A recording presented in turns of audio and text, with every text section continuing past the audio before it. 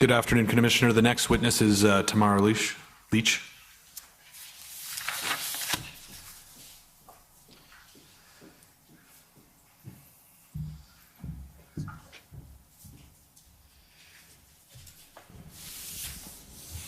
Ms. Leach, will you swear on a religious document or do you wish to affirm? I would like to swear on the Bible, please.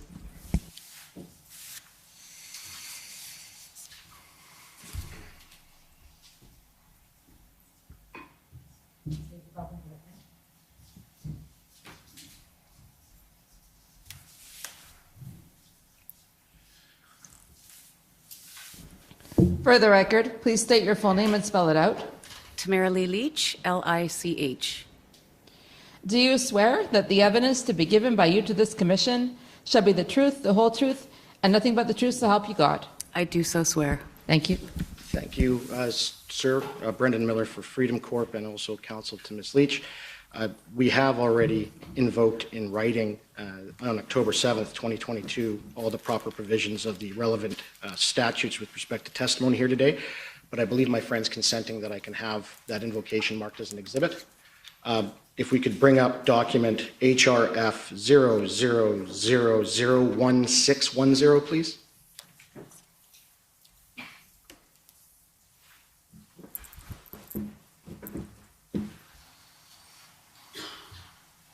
And if we can just scroll down to, I believe, the third page. Oh, fourth, my apologies. And there is the invocation. And thank you, sir. Thank you. Okay. I understand she's under subpoena, so just confirming that. Okay. Thank you. Good afternoon, Ms. Leach. Good evening. My name is John Mather. I'm Commission Counsel. I'm going to start with some questions about your background. Can you tell the Commission where you were born? Saskatoon, Saskatchewan. And where do you live now? Medicine Hat, Alberta. And could you tell us, in brief, just give us a summary of your employment history? I've been primarily oil and gas logistics and administration. And we understand, or the Commission understands, that prior to COVID-19 you were politically active. Is that a fair statement? Yes, I was. Okay. You were, among other things, a regional coordinator for Wexit in southeastern Alberta. Yes, sir.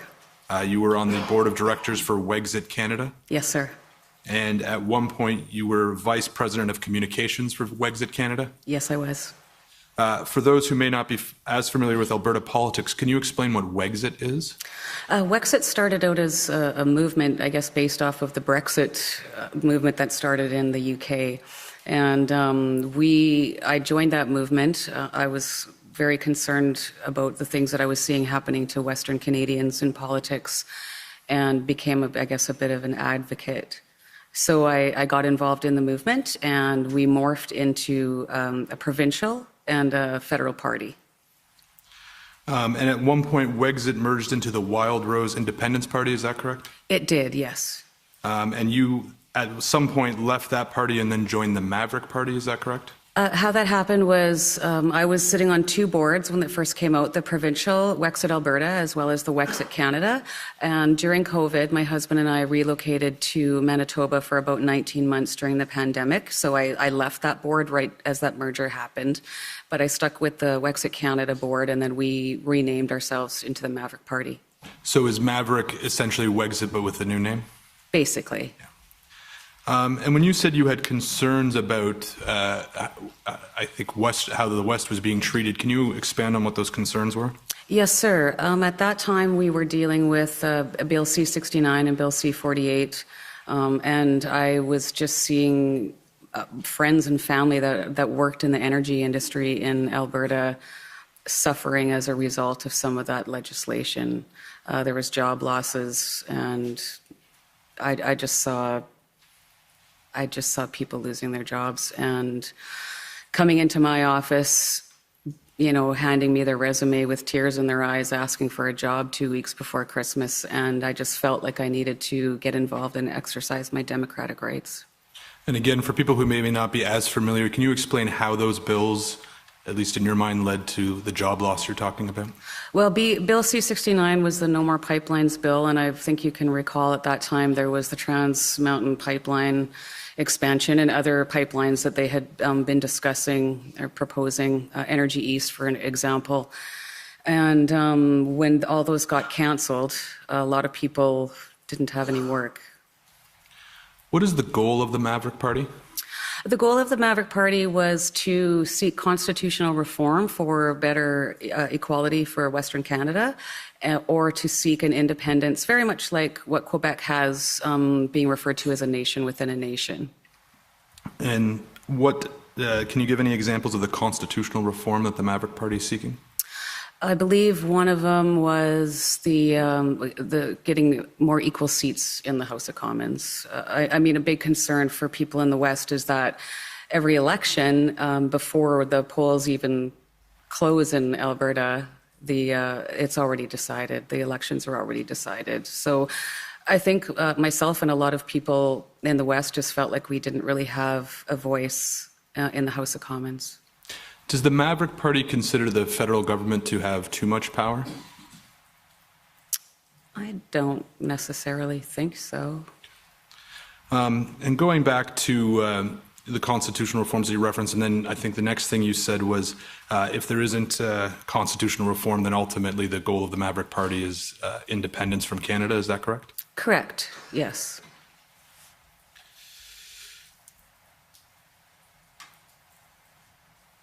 Have you ever been a trucker, Ms. Leach? Never. The Commission understands that in 2019 you also participated in the Yellow Vest movement. I did. Can you explain what the Yellow Vest movement was? Well, at that point, there had been Yellow Vest. I'm sorry, I don't speak French. I'm not sure of the French term, but there had been similar protests in France. And the organization that I joined in, Medicine Hat, again, was primarily to deal with the legislation against our energy industry, which is what we were advocating for. And we would have rallies every Saturday from 1 to 2 in front of the Tim Hortons and stand there with flags and hold signs, that kind of thing. And so those Yellow Vest rallies were rallies in opposition to the same legislation we spoke about earlier? That's correct. And you mentioned that it was, maybe is inspired the right word by the movement in France? What would be the right word?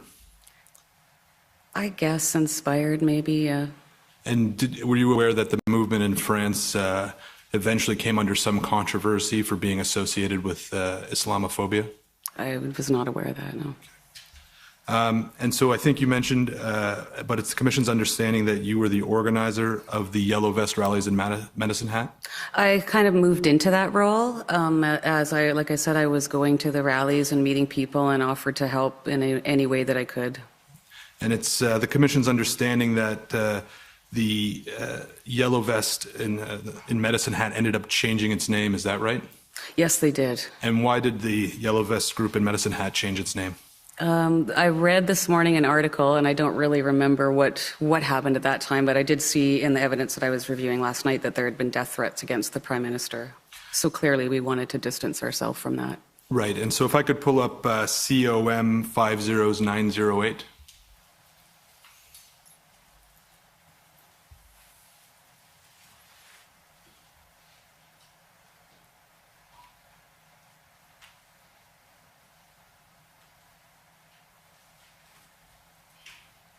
And then if we could scroll down to the headline. This is an article from January 12, 2019, and says, following death threats to Trudeau, Yellow Vest Medicine Hat looks to change their name. Is that the article you're referring to? Yes, sir. And the article states that not on the Medicine Hat Facebook page, but on the more general Yellow Vest Canada Facebook page, there had been death threats that had been posted about Prime Minister Trudeau. Do you recall that occurring at the time? I don't really recall that, but I do recall that we did change our name. I'm not sure what the threats were per se, but we did change our name. And did the name change? I appreciate you might not recall the specific threats, but the name change was as a result of those threats. Yes. That's not something that I ever advocated for or anybody that I was associated with in the Medicine Hat movement. Right, and if we could go to page 3 of the article. It quotes you, Ms. Leach, as saying, "Stave positive is number one. We don't want any name calling, bashing, or belittlement. Respecting people's privacy is also a big one. We will not tolerate threats, hate speech, or anything like that. We don't want that kind of stigma attached to our cause." Do you see that there? Yes, And I take it that's a view you held at the time and a view you still hold today? absolutely. Right. And that's ultimately you had to deliver a similar message at times when it came to the protests in Ottawa. Is that true? I did, yes. The commission has heard evidence on a few occasions about a convoy in 2019 called United We Rule. Are you familiar with that convoy? I am. Did you participate in that convoy? I did not. Did you have any involvement in that convoy? I didn't have involvement in that convoy other than maybe connecting people's phone numbers or getting people connected that were going. At the same time as that United Re-Roll was starting, there was a lot of, I guess, mini convoys, I would call them, in little communities. And so I was a part of organizing the little one that went through our community. So you connected people's phone numbers and then organized a smaller convoy within Medicine Hat? Yes, sir. Okay. Can you provide more detail about what you mean when you say you were connecting people's phone numbers? Well, just because I've moved around a lot, I know a lot of people, and that would have been the extent of my involvement if someone was looking for a contact number, per se. Were you aware at the time that Pat King was involved in the United We Roll convoy? That's when I first heard of Mr. King. Okay. And how did you first hear of Mr. King? I was on social media, so of course, you're scrolling and you would see videos, so that's how I came to know of him. He had a social media live stream. He was live streaming it. During United We Rule, did you ever communicate with Mr. King? No, I did not. When was the first time you communicated with Mr. King? The first time I ever remember communicating with him was after we had started this convoy. So in the context of the Ottawa convoy? Yes, sir. We'll get back to that in a minute. Between United We Roll and the Ottawa convoy, did you follow Mr. King on social media? I followed Mr. King until the United Re-Roll was over, and then I stopped following him at that point. And when we talk about following, did you make a deliberate decision to click on follow on Facebook? I did. And why did you make that decision at that point in time? Because it was over and I really had no further reason to follow him. Did you come to form an impression of Mr. King's views in following him during United We Roll? I thought he was loud, very boisterous. Other than that, I didn't really know too much about him. Do you recall finding anything he said offensive with respect to United We Roll? I don't recall that, no. Did you communicate with James Bowder at all during United We Rule? I don't believe so, no. Do you remember when the first time was that you met Mr. Bowder? I would have met Mr. Bowder for the first time in person in Ottawa this past winter. Right. And then had you met him virtually before then? No. Or sorry, when we were organizing, my apologies. Yes, as we organized, he was in the meetings. So again, within the context of Yes, January 2022? Yes. Okay.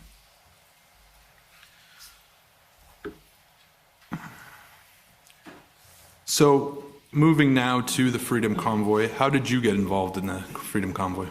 A friend of mine sent me Mr. Barber's TikTok video where he was calling for a shutdown on the 23rd of January.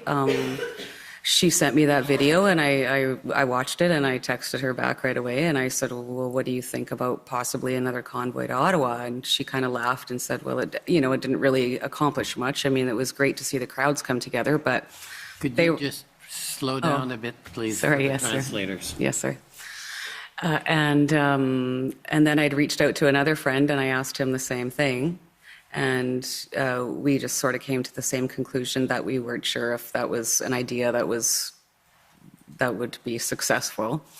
A friend of mine, or an acquaintance of mine from Red Deer that was involved in the United Re-Roll gave me Mr. Barber's phone number, and I contacted him on January the 13th.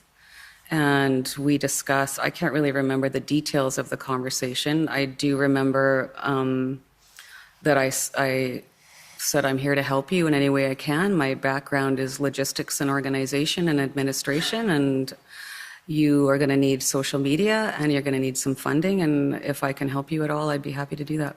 Okay. A few questions arising out of that. Do you remember who the acquaintance was that gave you Mr. Barber's phone number? Yes, it was Glenn Carrot. Okay. And did Mr. Carrot participate in the convoy, do you know? He did not. Okay. And the two friends that you indicated you had a conversation with about whether or not a convoy again was a good idea, who were they? Cindy Parker from Medicine Hat. She ended up assisting on the finance committee that I was going to create, and she also assisted with the social media. Yeah. And Kevin Tuchinski, he was a friend of mine that I worked with in Manitoba. And I understood from your answer, but correct me if I'm wrong, that both Miss Parker and I'm going to mispronounce the last name, Mr. Lichinsky, was that? Tuchinski. Tuchinski, did they participate in United We Rule? No, not to my knowledge. So, why did you want to get involved in the convoy? Why did you want to reach out to Mr. Barber? I was growing increasingly alarmed with the mandates and the harm that I was seeing the mandates inflict on Canadians. Sorry, I'm going to get emotional. I'll try not to. And I just felt like I needed to exercise my democratic rights. I have tried over the years emailing MPs and just never got a response. And I just felt that this was important for Canadians who had been living under lockdowns and restrictions for 2 years. When you say emailing MPs, had you been emailing them about COVID-19 mandates? I believe I did once, yes. But I had emailed previously, like I said, in conjunction with the Bill C-69 and Bill C-48, and never felt like anyone was listening to me. And I know it wasn't me. There was other people that were emailing also, and you just get these, thanks for contacting our office, blow-off emails.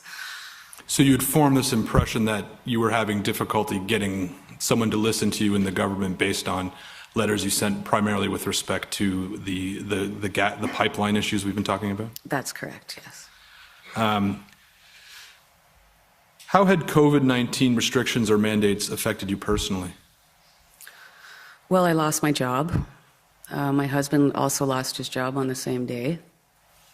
My parents run a pilot truck business, and a lot of their business was involved crossing the border, which they were no longer allowed to do. At the time of the convoy, there was rumblings of stopping cross-border, interprovincial, travel if you were unvaccinated. My parents live in Saskatchewan. My grandmother's in Saskatchewan, and I have a daughter and a granddaughter in Manitoba. So I found that incredibly alarming. And why did you lose your job? We were sent home, I guess, in early January because of the Omicron variant. And that combined, obviously, with the downturn in the economy at that time, they closed the shop that I was working at. And the majority of us were laid off. And what shop was that? It was for an oil and gas services company. Okay. Were you affected at all by vaccine passports or other restrictions on unvaccinated people? We didn't go out. My husband and I played in a band. We weren't allowed to even go and play. Everything was shut down. That's part of the reason that we went to Manitoba. After we both lost our jobs, we went to visit my daughter and realized that the city that we were in was basically a ghost town, and we would prefer to be out on the farm in the country, helping them on the farm and being productive. What did you want to achieve by participating in the Freedom Convoy? I was hoping that somebody would come and listen to us and listen to the concerns that we had, essentially, about the mandates in particular. Did you have a goal beyond having someone come and listen to you about the mandates? No, we wanted to be heard. We wanted to have discussions. We wanted to end the mandates. Was your goal to have the mandates end, or was a discussion enough, or was that something you hadn't turned your mind to? For me, I feel if we would have just been able to have a discussion with somebody, that would have at least opened a dialogue. And as the convoy came across Canada, Canadians were telling us, don't stop until we're free, don't stop until the mandates are lifted. So honestly, a bit of both. The frustration that you were describing with respect to mandates, did that feel familiar to the frustration you had been feeling with respect to the pipeline and oil and gas issues? I was much more frustrated over the mandates. And why was that?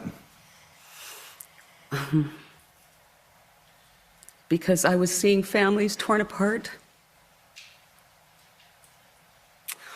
The suicides in my hometown were so numerous that they stopped reporting them.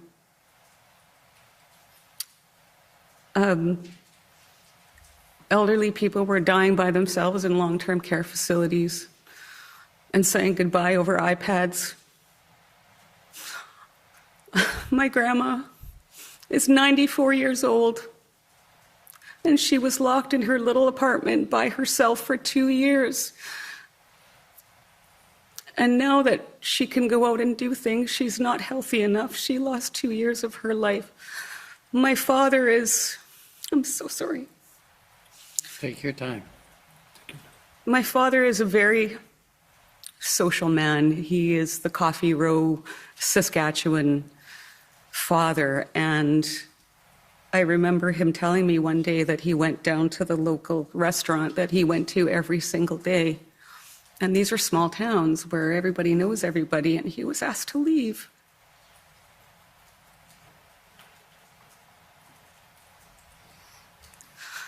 And I didn't want my children and my grandchildren to live in a world like that. I was becoming increasingly alarmed, listening to my Prime Minister call me a racist and say that I shouldn't be tolerated. I found his rhetoric to be incredibly divisive, and I'm a believer that if you're a leader of a country, you have to lead all of your people, even if you don't agree with them. And I just saw so much. Coming across Canada every day, I heard stories. People, at least 3 people would tell me they were planning their suicides until we started the convoy. Or stories of people that we were too late.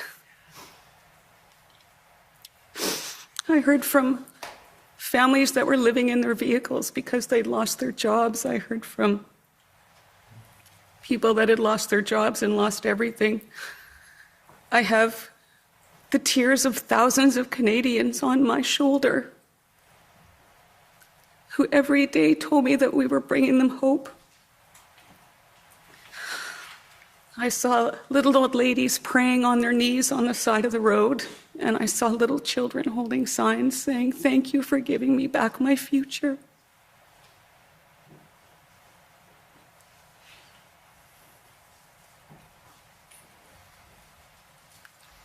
Sorry.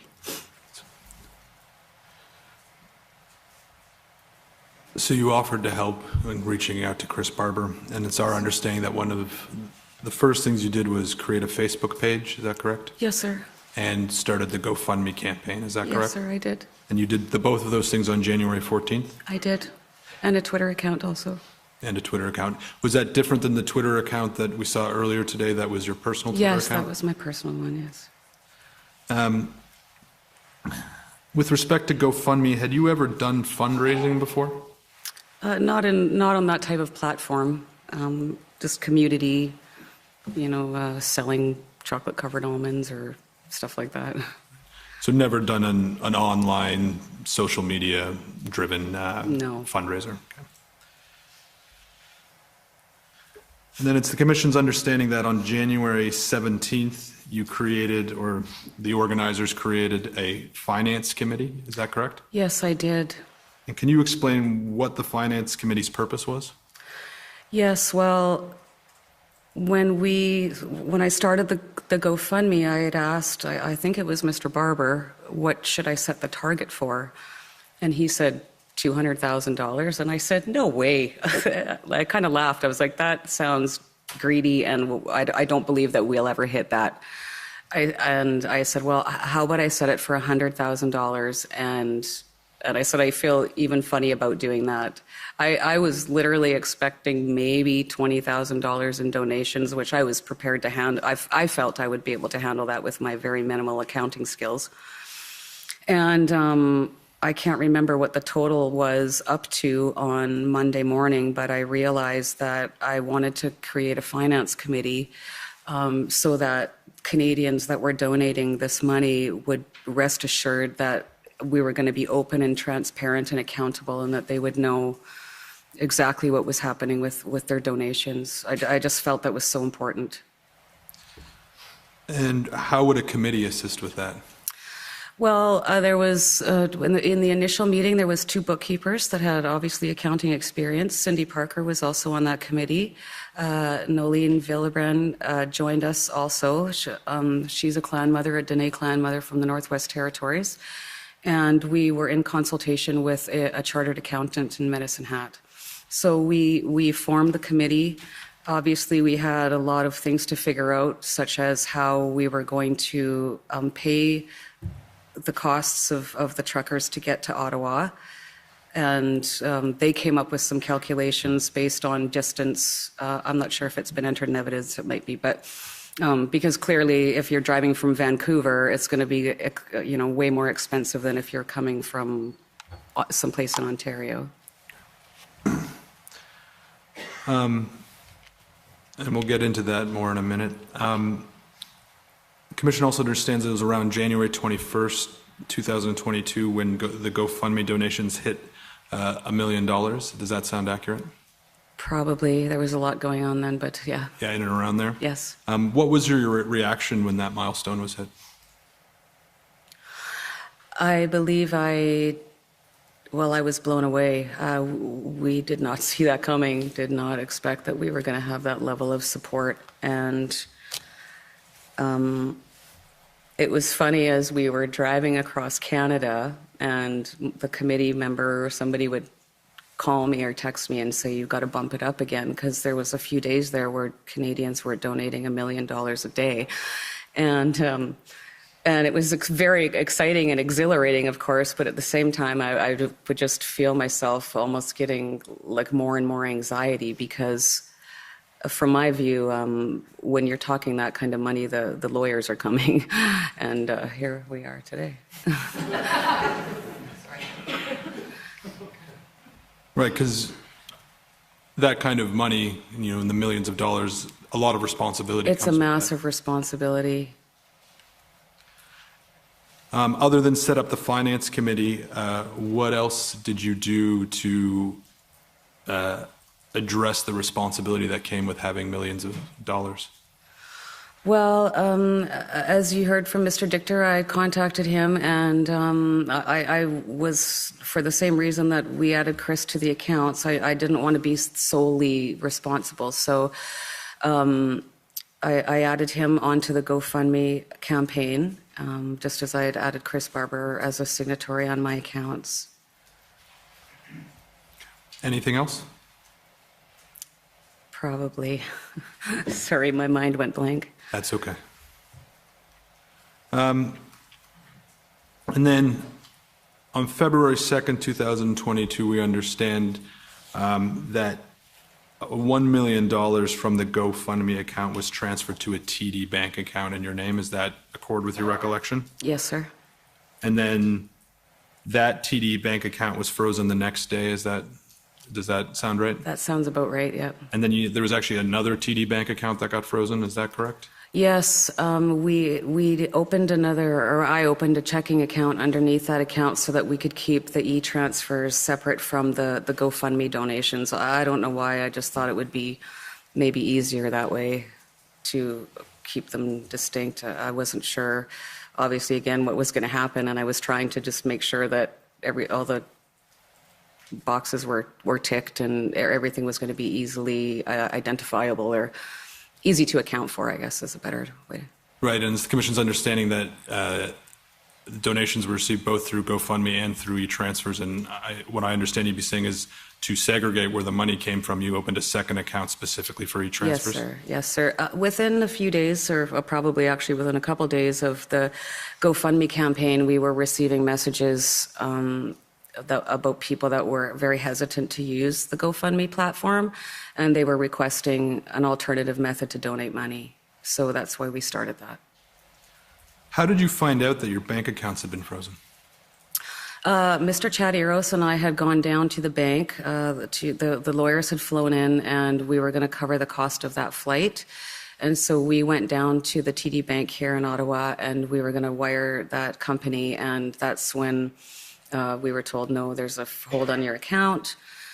The lady was excellent. She gave me a note and said, there's a Mr. J. Stein that has left his name on here, if you could contact him. And then she indicated that he was working with the fraud department. If we could pull up com.or 705, and Ms. Leach, while it comes up, this is the overview report that was presented this morning with respect to crowdfunding. And if we could go to paragraph 87, which is on page 33.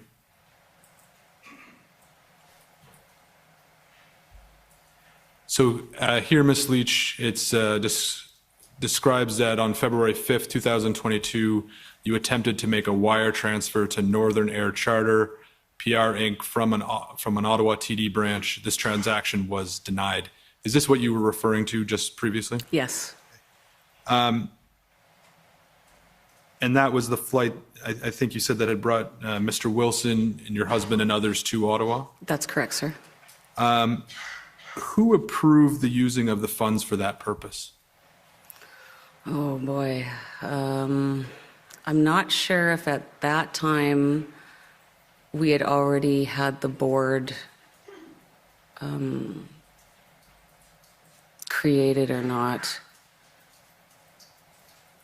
And the board, are you referring to the board of the directors for the not-for-profit corporation? Yes. Yeah. I don't know if that was created yet. I don't really remember, honestly. I think it was maybe with me and Chad and Mr. Barber. Did you consult with the finance committee before attempting to use the money for that purpose? I don't believe I did. Do you know why you? Sorry. That's okay. Do you know why you didn't consult with the finance committee? Other than it was very busy and crazy times, it was kind of chaotic at that point. So we recognized that we needed to have legal counsel and legal advice here on the ground. So I guess we felt it was just urgent, and so that's why. If we could, we can take that down. In that same report, I won't turn it up, but it indicates that most of the $1 million was frozen and you weren't able to withdraw it from the account. Is that correct? That's correct. Do you recall how much you were able to withdraw? I believe it was $26,000. So $10,000 of that, if you would like me to break it down for you. You're anticipating my question, so yes, please go ahead. $10,000 of that was wired to a bulk fuel supplier. $3,000 was e-transferred to another fuel provider. Chris and I had gone down, Mr. Barber and I had gone down to the TD, and we withdrew $3,000 in cash from one account and $10,000 in cash from, one branch, and then went to the next branch. And then, and I remember being very nervous about it because I was very conscious that we needed receipts when we needed to be accountable. And they were the road captains that went out and bought whatever supplies, fuel. I believe some of that went to fuel. And when they brought the receipts back, there was actually extra money in the kitty. So. So when you're talking about the road captains, are you talking about the $13,000 that wasn't for the first two bulk fuel purchases you That's had? correct, yes. And am I understanding you correctly that money was distributed to the road captains? I believe so. I didn't keep it. I had 10 million problems of my own, so I didn't want to be handling any of the cash. So I think I gave it to Chris, and then Chris distributed it to the road captains from there to provide fuel. And the $10,000 that was used for the one bulk fuel purchase, do you recall where you purchased the fuel from? I believe it was a company called fillerup.ca. And there was also a $3,000 fuel purchase. Do you recall? Yeah, that went to Adam something who was with the Quebec, the Quebec part of the Convoy. I'm sorry, I can't remember his last name. That's okay. After the fuel was purchased, how was it distributed? The fuel? Yes. That I left up to the professionals. Did you, through dealing with the professionals, did you come to have any understanding of how they distributed the fuel? I'm assuming with a fuel bulker of some sort, or I honestly don't know. And when you're talking about the professionals, who are you referring to? The truck drivers. Was there anyone in particular, or any people in particular, who were responsible for overseeing the logistics of distributing fuel? We did have a few volunteers that came on board. There was a gentleman that was there for the first, I think he was there for the first week, who looked after that. And then he had to leave, and another gentleman stepped in and took it over, who was from Alberta, Calgary, I believe. And then another gentleman from Ontario that assisted. And who were those gentlemen? The first one, I believe, was Joey Mitsu, M-I-Z-U. Tihan, I'm sorry, I don't know his last name. He was from Calgary. And then John Skubik, who is from Ontario. What happened to the receipts that the captains returned? I have them in an envelope in my room. They were scanned and sent. I believe Eva Chipiuk had scanned them, and there was one of the road captain's uncle was here, so he created a spreadsheet so that we could keep track of all of them also. If we could go to GFM 156.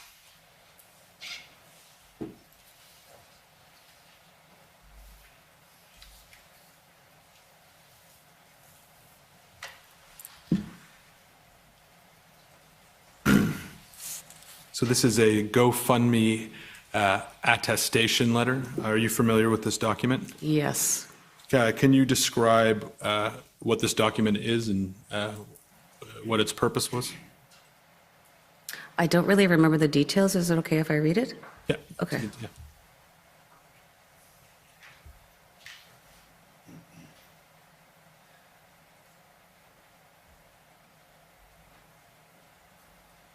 So it looks to me they just wanted confirmation on where the funds were going and how they would be distributed.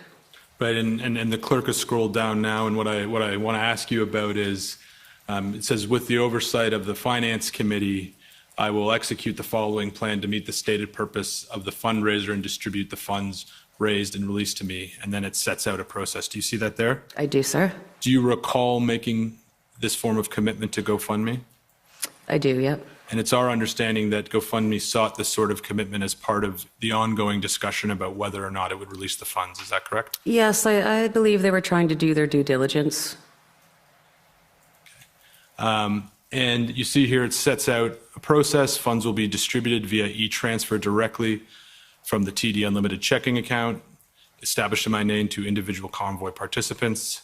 Participants must submit their own Convoy registration forms, fuel receipts, and verification for their participation from the road captain. To that, participant registration is verified by the respective road captains upon demonstration of completion, receipts, and confirmation of the journey to Ottawa. And reimbursement amounts will be calculated at an estimated rate of 62 cents per kilometer driven. Do you see that? I do, sir. So this attestation, it appears, was contemplating how people would be reimbursed on their way to Ottawa. Is that right? Yes. Was any similar plan made for disbursements once the convoy was in Ottawa? Well, I guess what the Finance Committee, we decided to do was obviously come up with registration forms because we felt that that was really important, and a code of conduct also. And that is based off of the calculations that the Finance Committee had come up with to pay them for. So when it was not anticipated how large this was going to grow, I thought e-transfers would be a very easy way to disperse the money, and that's what the registration was for, so that we would have their contact information and their email addresses in order to make that happen. So my question was with respect to distribution once you were in Ottawa, was the plan to use the registration forms once money was distributed in Ottawa as well? It was. That was the plan. Did you follow that plan? Well, we didn't need to because the funds were frozen and What about returned. for the $26,000? I'm sorry? What about for the $26,000? Oh, that was from the e-transfer money, not the GoFundMe money. So the GoFundMe money, you had a distribution plan, but for the e-transfer money, you did not? That's correct. Did you consider having a distribution plan for the e-transfer money?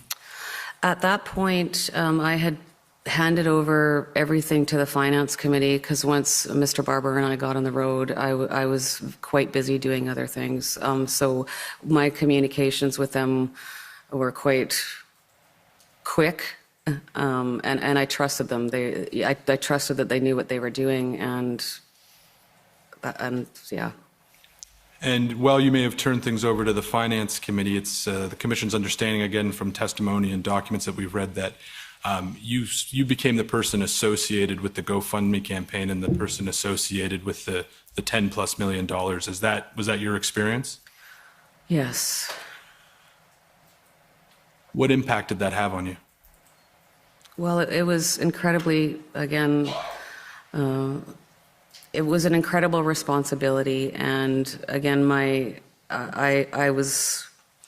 wanted to always be as open and transparent about it as possible, which is why I started doing the lives so that I could let people know, what was happening. The finance committee has been formulated and try and do little updates on what we were achieving at that point. Did you get a lot of questions about the money and what you were planning to do with it? Oh, of course. Yeah, everybody wanted to know about the money. Did you get a lot of people approaching you and asking you if they could have some of the money? I did, yes.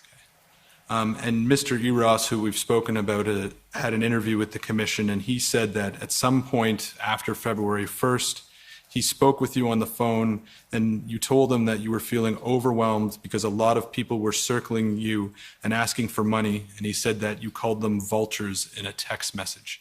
Yeah, that's how I didn't mean they were vultures. I just felt like the vultures are circling. How did you handle having all these people circling around you and seeking money? The best I could. I had created a finance committee to ensure that the money that was donated was protected and that I was protected. And I just wanted,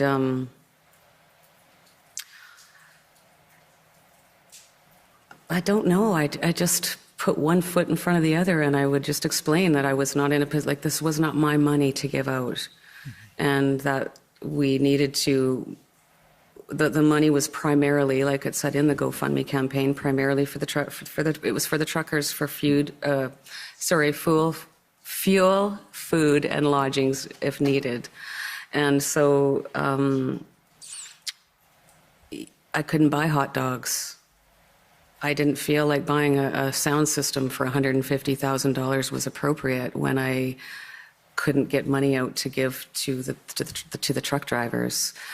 So I had a lot of people coming at me, and my hands were tied. At one point, I had somebody threatening that they were going to get a lawyer to come after me for the money, which was kind of ridiculous because that was really, at that point, just going to tie it up even longer, I'm going to now ask you some questions about the organization of the Freedom Convoy. First question for you is, at the time, did you see yourself as one of the founders of the convoy? A supporter. Who did you see as the founders? Mr. Barber and Miss Belton. Did you view Mr. King or Mr. Bowder as founders of the convoy? I did not. When you joined, were you aware that they had been assisting in planning and promotion of the convoy? I found out, and I can't recall if it was in my initial discussion with Mr. Barber or the next day. It would have been either the 13th or the 14th that I found out that they were involved, but I don't remember exactly which date. I appreciate that you saw yourself as a supporter and you're not one of the founders. Did you come to see yourself as one of the leaders of the convoy? I came to see myself as part of a team. And maybe it was because of the GoFundMe that my name was on, or maybe it was because of the live videos that I was doing. I felt I was perceived as that, but all I wanted to do was help. Did you see yourself as having any say greater than anyone else on the team? I did not. And who did you see as the members of that team? Obviously, Miss Belton and Mr. Barber. The road captains, Joe Jansen, Miranda Gassier, Ryan Mihilowitz, Dale Enns, Sean Thiessen. I hope I'm not forgetting anyone.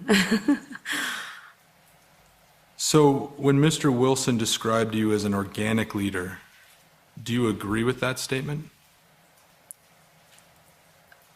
I guess that's what I alluded to with my previous answer. Right. And what I understood from your previous answer is that you were seen as the leader, but you yourself didn't feel that you were the leader. Absolutely not.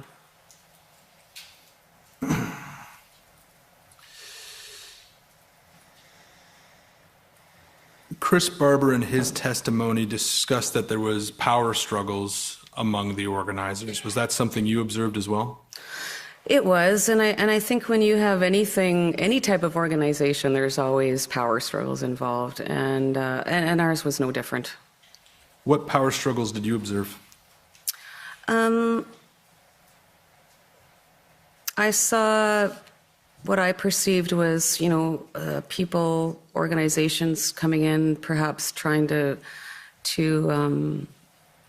take over, or I hate to use the word take over, but I believe that they were all there with the same goals that we had. It's just that maybe some had different agendas or were looking to possibly promote their own brand. There was obviously, I had a lot of people coming up to me as we were just talking about, telling me what I needed to do with the money, should do with the money, could be doing with the money, what I had to do, and it was very overwhelming. What were some of the people or groups that were doing that? The first one that I was concerned about was an organization called Taking Back Our Freedoms. Mm-hmm. And I felt, again, that they were there with the right end goal in mind. I remember they showed up with bags of swag. All of a sudden, I was getting pulled into meetings with, I believe it was Give, Send, Go, because we were looking at, there had been obviously problems starting with GoFundMe, and we weren't sure what was going to happen. And so I honestly don't, I remember being in meetings and conference calls, and I really didn't even know what was going on. And I had a discussion with Mr. Eros after one of those, and he was concerned. When you talk about bags of swag, and that was is that a case where you were concerned that, well, the group might have had the same goals, they were seeking a promotional opportunity? Is that what you're referring to? Essentially. Right. Did you have concerns that there were other groups or individuals who were seeking to use the mass media coverage, and the $10 million as a way to promote themselves instead of focus on the cause? Not that I can think of offhand now. Did you ever turn your mind to whether or not this was acting as a promotional opportunity for yourself? Absolutely not. I never in a million years saw this coming. I never had an agenda. I literally just wanted to help some truckers drive across Canada and stand in front of Parliament with some signs. That was literally what I had envisioned. So the Commission understands that You participated in a press conference on February 3rd, 2022. Mr. Wilson also attended. Do you know which conference I'm referring to? I do. Okay.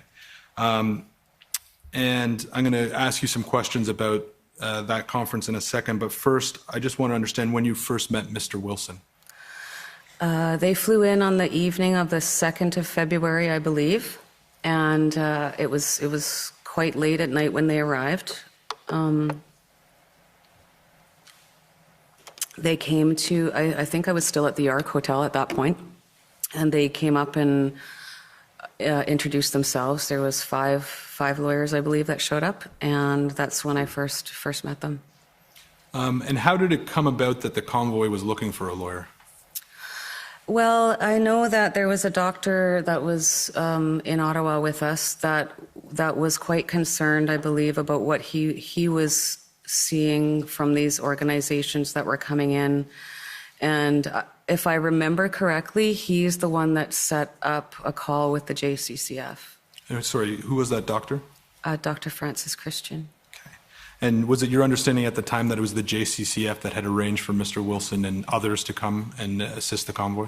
Yes, yes. And what was your understanding of what the JCCF was? I had heard of them before, never imagined I'd ever need to use them, about the Justice Center for Constitutional Freedom. So at that point, I just understood them to be a charitable organization that assisted with legal cases, helping to fund defendants in legal cases such as this. Had you met Mr. Wilson prior to February 2nd? No. So can you please explain to the Commission how it came to pass that you met Mr. Wilson for the first time on February 2nd and then on February 3rd were at a news conference with him? Yes, I can. Again, there was a lot of pressure that was happening at this time. It was Mr. Marazzo and I think within the first day or so, I think he saw me running around and people pulling me in all sorts of directions, and he took me into a room and we sat down, and in his very calm voice, he told me, you know, you need to take a day off. You need to just take a day and not do anything and just relax. So I decided, I thought, okay, well, maybe Thursday I'll just try and sneak away and have a nap, or, you know, just relax for a little bit. And so I agreed to it. I was like, okay, I'll try. And then we had a meeting, I think it was Tuesday evening. It was actually probably Tuesday that day that we had that talk. We had a meeting Tuesday evening, which would be the night before they arrived. And one of the gentlemen from Taking Back Our Freedoms told me I was to be at the Marriott Hotel for a press conference the next day at 1 o'clock. So was that on the first going to the second, or the second going? I believe that was the first going into the second. Okay, sorry. Sorry. I didn't, yeah. And I said, no, I can't. I can't. I'm going to get some rest. And they were quite alarmed that I was turning them down. I have no media experience. I felt, and I'm not saying that this is what they were doing, but I felt at that point like I was literally being thrown to the wolves. They were going to take me to the Marriott, give me 10 minutes of media training, and then put me in front of the mainstream media. Like, I grew up in Saskatchewan. This is not my world, you know? And so I was, of course, I had a lot of anxiety, and it was a big responsibility for us here. You know, I was really concerned about being put in that situation, terribly unprepared. So that was the first? Yes, sorry, I haven't answered your question. Oh, so, no, sorry, I didn't mean to cut you off. If you're... Yeah, I forgot. I still hadn't answered it. So Mr. Wilson and the team came in on Tuesday night. We met with them. He explained to me his reasons for being there, which was a bit of concern for his children also.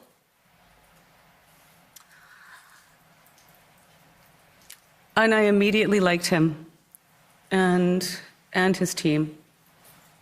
I told them about this press conference, probably begged him to help me because he's had experience with this.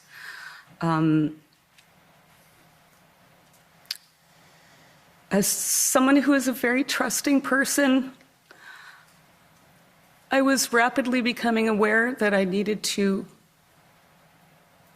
be careful who I trusted, if that makes sense.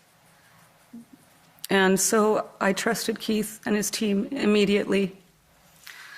And he agreed to help me, and it was crazy. It was a crazy day. I can't remember if he drafted the statement I made, or perhaps the media committee our communications committee had something to do with that. Anyways, he agreed to help me, and they were like knights in shining armor, in my opinion.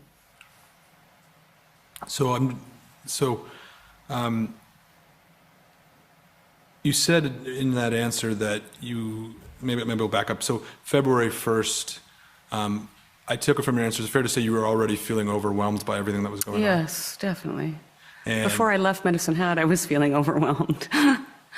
and now you were being asked to do a press conference, which you were not feeling prepared to undertake. Is that fair? That's fair. And you said in your answer that you also were getting the sense you needed to be careful who you trusted. Yes. Because as these groups would come in, I did trust them. Like, if you wanted to help, we need your help. You are welcome here. And in that instance, if I may back up just a bit. So as we were organizing before we even left, obviously the finance committee was one thing I recognized needed to be created instantaneously or right away. Our Facebook page was being inundated with messages that I was unable to keep up with. So I found volunteers and created a social media committee to have that, or to look after that. I then realized that we needed, I guess, a media team or I guess a media team would be the best thing. So there was a little committee made with that, which you heard Mr. Dichter allude to today that he was a part of. And I forget where I was going. Could you ask me your question again, please? My question was really, you said in the February 1st to 2nd period, you began sensing you need to be careful who you trusted. Oh, yes. And I wanted to understand what had caused you to have that feeling. Yes. I just can't remember what my point was with the committees. But anyways, yeah, I felt at that point like everyone kind of, not everyone, I felt that some people didn't see me. They just saw $10 million over my head.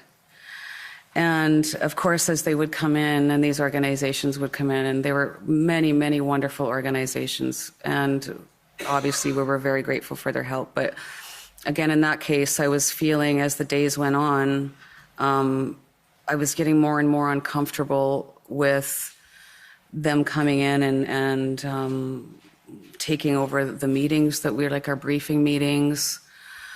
I actually left the Ark Hotel because all of a sudden they were in the room next to me on the 7th floor, which I thought was really odd. And one of the road captains made mention to me that we had a coffee in my room one morning, the road captains and myself. And they mentioned that when they left, they were opening and closing their door to see who was leaving my room. I don't mean to interrupt you, but can you explain who the they is in this situation? I'm not sure who the room was, who it belonged to, but Mr. Beyer and Mr. Peloso and their team were in that room. And they were with the Taking Back Our Freedoms group? Yes. Was there any other groups causing you this sort of concern? Not that I can recall. And so what was different about Mr. Wilson and the people he was with? What you mean, why did I trust them? Another way of putting it, yeah. I felt that they were genuine. As I said, when Mr. Wilson was explaining to me his reasons, he was a lawyer, obviously. He was sent there to help us, but he was also had concerns, and he was concerned for the future of his children too. And I guess I had to trust them, and he gave me no reason not to. And then at the next day, you did appear at the news conference with Mr. Wilson, is that correct? That's correct, sir. All right. And at that press conference, Mr. Wilson described you as the spark that lit the fire. Do you recall that? I do. Do you agree with Mr. Wilson? Were you the spark that lit the fire? As I said, I never saw myself in that light, and I still don't. I feel like I was part of just an amazing team. I would not describe myself as the spark that lit the fire. Appreciating everything you've said about Mr. Wilson, and I've heard you, did it concern you that Mr. Wilson opened the press conference by placing you in the spotlight like that? I didn't really think about it, to be honest. Now I want to ask you some questions about sort of your day-to-day life in Ottawa when you were participating in the convoy. And we've heard the evidence, and I've already heard you say we understand that it was a busy time, there was a lot going on. But can you give the Commission a sense of what you were doing on a day-to-day basis? Well, when I first arrived there, I was in and out of a lot of meetings. It is honestly a blur. We had kind of a joke there that one day felt like a week. There was so much going on, but we would have briefing meetings in the morning to lay out kind of what we anticipated for the day. As I said, when we first saw this taking off, our number one priority became safety. Safety for the drivers, safety for the participants, safety for the public. So we had a lot of briefings on making sure that, talking about things like keeping the emergency lanes open. I remember, if I remember correctly, I believe the first weekend we got there, we had some problems with, I heard Antifa, that were spray painting vehicles and breaking windows and putting nails under tires. And so they created block captains that could monitor throughout the evening to ensure that people were going to be safe from, I guess, anti-protesters or whatever they are. So you attended the meetings. What else did you do? Lots of meetings in the beginning. I was at the Swiss Hotel. It was so many meetings at the beginning, honestly. I tried to get out to talk to people. The first Sunday we were there, there was a church service that we attended, and I spoke with the clan mothers and Mr. Dichter. And the Commission's heard evidence, for instance, Mr. Marazzo, who described himself as responsible for logistics, Mr. Barber, who sounds like he spent a lot of time interacting with truck drivers and speaking with them. Mr. Dichter today talked about how he was responsible for public relations and messaging. We anticipate that Mr. Bulford's going to testify tomorrow and that he was responsible for security and other things. With all of that covered, did you have a specific responsibility? Mother hen? No. I guess when I first got there was lots of, obviously, meetings to do with the finances and stuff like that. And as I said, they were, we ended up setting up a give, send, go. So there was conference calls and stuff like that. The details I couldn't tell you, but I got out to speak to the crowd and wanted to go see the people, and I went to 88, or the Emblem, I believe it was called, saw and went to the truckers that were down on Parkway, so I spent some of my time just walking around in the crowd and talking to people. And fair to say that once the money was frozen in terms of managing the finances, that was something that was mostly off the table? Yes, yes. I'm going to ask you about some of the people we've already discussed about and some of the people we've heard in the evidence. You've already talked about Mr. Eros, who we understand was the accountant for the non-for-profit corporation. Is that correct? That's correct. How would you describe your relationship with Mr. Eros when he was in Ottawa? He was a godsend. I will be forever grateful. That man dropped everything to come to Ottawa to help us with the accounting portion and GoFundMe and work with the legal team. And I thought he was great.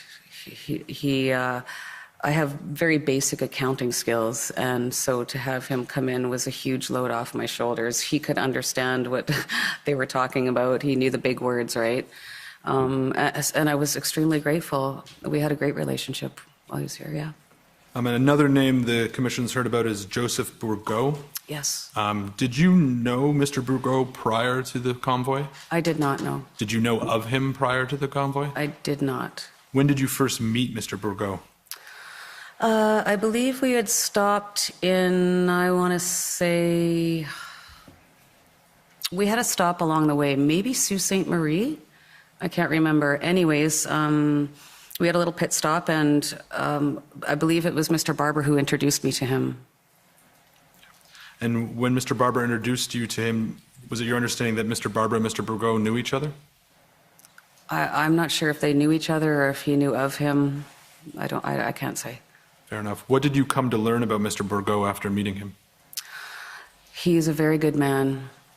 He was there also to exercise his democratic rights and express his concern for what he believed was happening in our country also. Just a patriotic, good Christian man. Did you learn anything about his background? I knew he had a business in Saskatchewan, a successful farm implement business in Saskatchewan. What contribution did Mr. Bourgault make to the Freedom Convoy?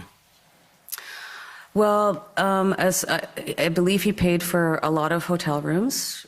He covered, I believe, at least the rental of one of the conference rooms, or maybe a couple of conference rooms there. Obviously, when the lawyers flew in, my husband was on that flight, and I was quite concerned because I didn't want nothing.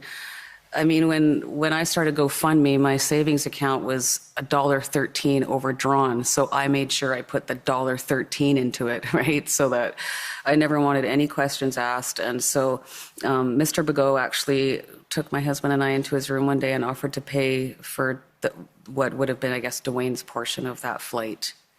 Did he do that? In the end, no, because I believe after I was released from prison, I was told that Adopt a Trucker covered that flight. In his interview with the Commission, Mr. Eros said that at some point a Ryan Olson asked you for $100,000 to reimburse Mr. Bourgault for the hotel rooms he had paid for. Do you recall that occurring? I don't recall that occurring, no. The next person I want to ask you about is Mr. Bowder, who testified before you. Yes. Did you know about Mr. Bowder prior to the Freedom Convoy 2022? I knew of him. I think maybe he was live streaming during the United Reroll Convoy too, or maybe that he was participating or involved somehow. So I knew of him. I did not know him. What did you know about him? Really nothing other than he was a participant in that convoy. Right. At that point. I think he maybe had a podcast or not a podcast, but a live stream Facebook show. Did you ever watch that? Briefly. I might have watched a few clips as I was scrolling through Facebook, but I didn't follow him. Do you have any memory of what he was streaming about when you did watch? I not really, no. When did you learn that Mr. Bowder was involved in the convoy? Like I said, when I spoke with Chris, I can't be sure if it was the 13th or the 14th. Right. But their names had both come up. I talked to Mr. Barber on the 13th, and then I believe they had a meeting that evening over Zoom, and so 13th to the 14th. At any point in time, did you become aware of the Memorandum of Understanding? I did. I think it was quite a few days after that, and I do recall hearing about it. I never read it. I really didn't pay any attention to it, to tell you the truth. Do you recall what you were told about the Memorandum of Understanding? Just that there was a Memorandum of Understanding. Were you given any indication about what was in it? No. Mr. Wilson has testified and in his interview summary stated that members of the board had come to him at some point in time and asked him about the memorandum and whether or not it was for lack of a better word, legitimate. Were you part of that conversation? Maybe. I honestly don't recall that. Did you interact with Mr. Bowder at all while you were in Ottawa? I ran into him. I didn't really see him that much once we got to Ottawa. So I think I ran into him maybe a handful of times. And if we spoke, I believe it was just kind of a greeting and small talk. I really didn't have anything to do with him. And we heard testimony today also from Benjamin Dichter. He testified that you two met sometime in 2017 or 2018. Is that accurate? I thought it was 2019, but it could have been 2018. It's possible. And then he testified that whenever you first met, that you stayed in somewhat regular contact after that? Yes, we did, yeah. Yeah. How would you describe the relationship between you and Mr. Dichter before the convoy? I consider him a friend. Do you still consider him a friend? I'm not allowed to speak to him anymore. Was Mr. Dichter testified that you asked him to take on a public relations role and messaging role? Was that correct? I did, yes. And as part of that, did you give Mr. Dichter permission to post on your Twitter account? I absolutely did. I asked him to help me with my Twitter account, actually. And why did you ask him to help with your Twitter account? Because I was getting very, very busy. I was getting messages about the convoy, and I had my hands full with trying to focus on the Facebook page and help the social media committee, as well as preparing for our departure to Ottawa. So I just asked. I felt like he was excellent on Twitter.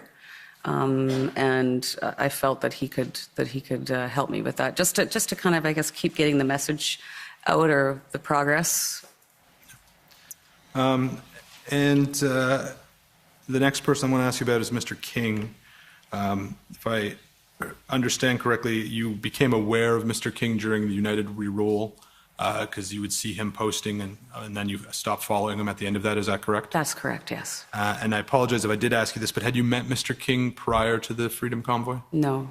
When did you first meet Mr. King?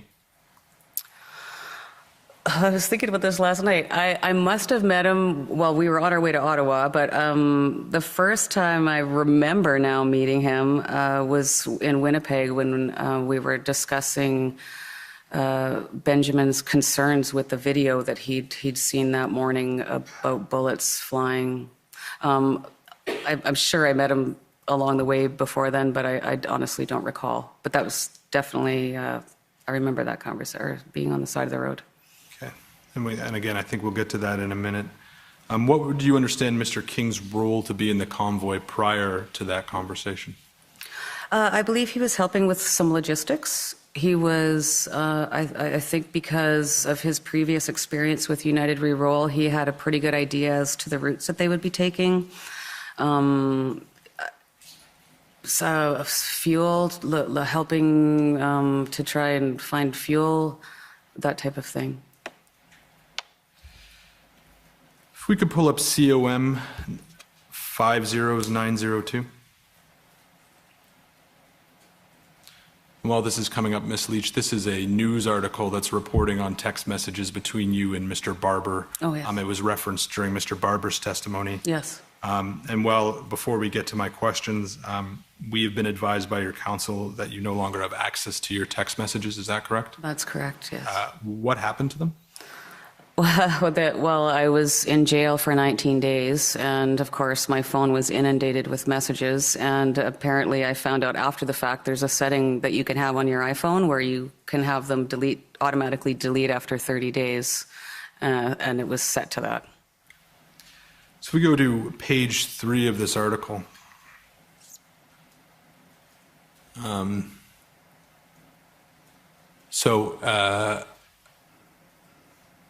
Do you see where it says on January 22nd? You see there? I do, sir. Okay, so it says on January 22nd, Leach told Barber that they need to have a very frank discussion with King, raising concerns about past allegations against him. Do you see that? I do. Do you recall what the concerns were at this point in time?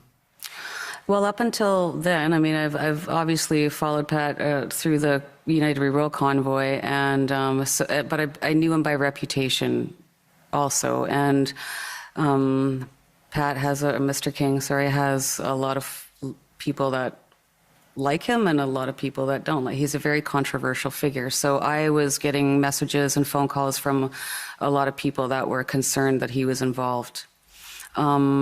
This frank discussion, I believe, came about because somebody had contacted me and mentioned that Mr. King had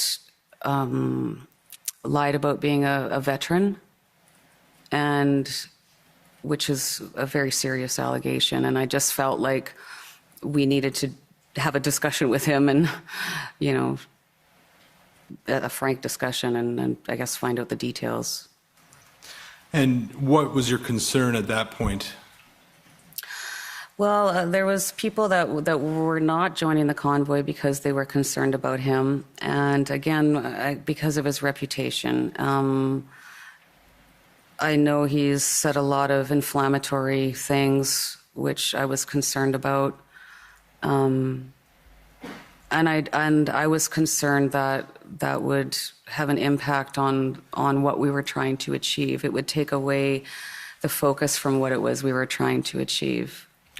So at this point in time, January 22nd, you were aware of Mr. King's reputation for Yes. saying inflammatory things? Yes. Controversial things? Yes, sir. Things that people may find racist? Yes. Yeah. Okay.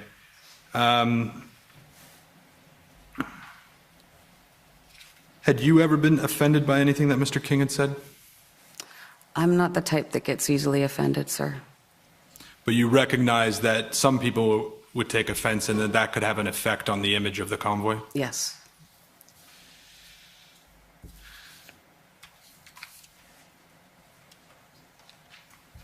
And I thought I heard you say, and you can correct me if I'm wrong, that you were actually receiving messages from people who were expressing a reluctance to participate because of Mr. King's involvement. Did I hear that correctly? That's correct, yeah. Do you have a sense of how many messages you received along those lines? Oh, geez. I had a conversation with my MP about his involvement. I remember that. He was concerned about it. Cindy Parker had concerns about him also that she'd raised right away. And yeah, I don't know how many messages there was concerns, but there was also people that were there because Pat was involved too. Like I said, he did have his followers also, right? Right, and if we continue to look at the story, it goes on to say that despite the concerns we've just talked about, you said that he was needed by the movement, and then it makes a commentary about later comments, and then it quotes you, later statements, and then it quotes you as saying, "We need him, and I don't care about his past, but it only takes one. We have to control his rhetoric, not even threatening to throw snowballs at Parliament." When you said we need him, was that what you were referring to, that he had a lot of followers? Or was there something else? That was in reference to conversations that we'd had with the road captains, and some of them, he had been involved from the start and had, made. I think he looked after the accommodations or something in Sault Ste. Marie because he's from that area. So, yeah. So that wasn't necessarily me saying I felt like he was needed. That I was kind of referencing the conversations in general that we were having, and some of them felt that they were concerned that if he left, that the people that supported him would leave. My reference to I don't care about his past is that I had to believe that everybody that was involved was getting involved for the right reasons. And as I said, when I spoke with Mr. Barber, and I found out that they were involved, I was aware of his reputation, and I just felt that I didn't want to start this off criticizing other people, again, because I just felt like I had to believe that people that were joining this movement were joining it with the best of intentions, regardless of their past. At this point in time, did you think Mr. King was participating for the right reasons? I believe he is a passionate Canadian. So is that a yes? Yes. It says here that we have to control his rhetoric. At that point in time, did you think you stood a shot at controlling Mr. King's rhetoric? Well, he's kind of a beast, and he very much speaks his mind. I, again, was just concerned with, to be frank, he was a bit of a hothead, in my opinion. And I was just concerned that he would say things or say controversial things or inflammatory things. And so that's why I added in we can't even be threatening to throw snowballs at Parliament, because that's not what we're here for, right? So... If we can pull up, well, actually, before I do that, so we understand that at a certain point you had a conversation with Mr. King and that you asked him to not come to Ottawa. That's correct. And so I understand that happened around January 28th. Does that sound correct? It was in Sudbury. And describe that conversation to the Commission. Well, we pulled into Sudbury. I believe it was by accident. I think we took a wrong turn, so we ended up in this yard somewhere, and we stopped and had a break. And my recollection was Mr. King came over to the truck, and he said to me, I can't go into Ottawa. I'm getting death threats. And I said, good, Pat, you shouldn't come into Ottawa. And he's made a comment or said something, well, I organized this whole thing. And I said, no, you didn't. We all did. This was basically, I'm paraphrasing, this was a team effort. We all had a part in this. And again, he said something about not going to Ottawa, or he organized the whole thing. And I said, no, you didn't. This movement is not about you. This movement is not about me. You need to check your ego. And if you care about this movement, you will not go to Ottawa. And in his testimony yesterday, Mr. King denied that you had said you need to check your ego and not come to Ottawa. Did you hear that? I did hear that. What was your reaction to that? Maybe he just doesn't recall it. So ultimately, as we know, Mr. King didn't take your direction. He did come to Ottawa. Is that correct? Yes. Okay. And how did you feel when you learned that he was still coming? I had other things to focus on, and so once we got to Ottawa, I think I saw him 4 or 5 times, maybe. I believe I'd been there for at least a week. Again, a lot of stuff happened in 3 weeks. And the first time I ran into him was down at Parkway one night, and I was just leaving. And so I didn't have a lot of interactions with him when we were there. To your knowledge, prior to February 14th, and we'll get to that later, but prior to February 14th, did Pat King do or say anything that caused you concern while he was in Ottawa? I heard a lot of rumors, but I heard a lot of rumors. So... Again, I had other things to worry about. I let the truckers or the road captains kind of handle that aspect.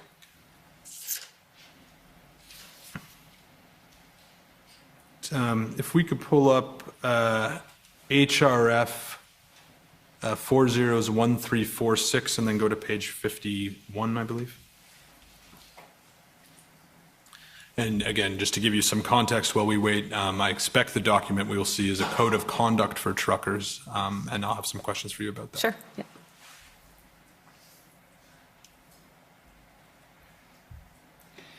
Maybe I'll take a short break at this point, just 5 minutes, to stretch our legs, and we'll come back in 5 minutes. Thank you for that indulgence. Now we can run through to the end, I hope, and adjourn before it, well, it'll be late, but go ahead. It's already dark. So if we could pull up HRF 428, sorry, HRF 1346, page 51. And if we could zoom in a bit. So Ms. Leach, this is a document titled Freedom Convoy 2022 Code of Conduct. Are you familiar with this document? Yes, I am, sir. Can you describe what it is? It is a code of conduct. We recognized once the support started coming and we began growing that we should have something in place for people to sign saying that they would adhere to a code of conduct. Right. Do you recall if this was distributed? It was put on about the backside of the registration forms, I believe. And those were the registration forms to get reimbursement? Yes. Was it distributed in any other manner? I think they could get them by email or get hard copies. I think we had them up on a website. Was anything done to proactively distribute them, for instance, to the people who were on the ground in Ottawa? We had printed off a lot of copies. we had big hopes when this started, and so we'd printed off a bunch of copies to have the road captains take to the drivers to sign, thinking that this would be a fairly simple task. But because of the amount of participation that we had, it was crazy. But I actually did receive a lot of them through email, so they did get out. I'm not asking for a precise number in any way, shape, or form, but do you have a sense of how many you got back? I'm not sure. Okay. A lot. Right.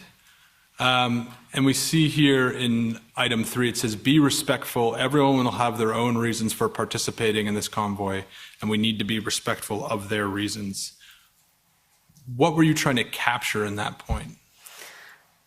Well, I believe in being respectful, and while I may have been going to Ottawa because of the mandates, the mandates. I mean, what my reasons were for wanting the mandates to be lifted may not have been the same as somebody else's reasons for wanting the mandate lifted. To your knowledge, was there anyone there who was seeking to do something other than end the mandates? No. In all the people you spoke to, did anyone ever suggest that they had any other goal than ending the mandates? Other than hearing about the MOU, which, as you've heard today, I haven't even read it yet, but other than that, no. And what were you hearing about the MOU? I know you haven't read it, but what were you hearing about it? What did I hear about it? I just heard that it was a document that was to be presented to the Governor General. I really don't recall all the details. It was just a general in passing, I guess. Item number 4 says not promote harmful media. Mm-hmm. What did you consider to be harmful media? Well, no hateful rhetoric. We didn't want any sort of divisive rhetoric. Just again, it goes back to point 3, be respectful. We didn't, I was on lives daily saying that we are going to Ottawa to peacefully protest and exercise our democratic right to assembly. We are not going there to create problems and, I said, if you see anyone that's acting in a threatening manner or an aggressive manner, to get their license plates, phone the police and report it, or contact us and we could report it. We just didn't want any of that type of behavior happening here because that was never what it was about. Did you believe that there might be people in the convoy who may promote hateful content?